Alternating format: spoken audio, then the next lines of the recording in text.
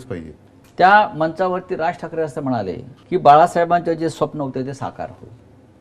तुम्ही असं वारंवार म्हणालात की लोकांच्या मनात जे आहे ते आम्ही साकार करू किंवा होईल. याचा अर्थ महाराष्ट्रानं काय घ्यायचा? ह्याचा अर्थ त्यांच्या मनात जे आहे ते आम्ही साकार करू हाच त्याचा अर्थ. होय. मराठी माणसानं मराठीच्या मुद्द्यावरती एकत्र येणं हे ठीक आहे, हे होणार. आलं पाहिजे, कारण शेवटी नाही तर मग आम्ही कोणासाठी लढतोय. पण लोकांचा रेटा आहे की राजकीय दृष्ट्या एकत्र यावं. ठीक आहे, आता 20 वर्षांनी एकत्र आलोय. प्रत्येक ठिकाणी राजकारण आणलंच पाहिजे असा भाग नाही.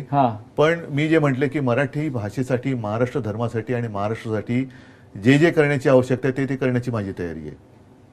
या संदर्भात तुमची राज ठाकरे यांच्याशी चर्चा झाली? होईल. पहिला आता 20 वर्षांनी एकत्र तर आलोय. मी तर म्हणेन हे नसे थोडके किंवा हे खूप मोठे आहे. नक्कीच.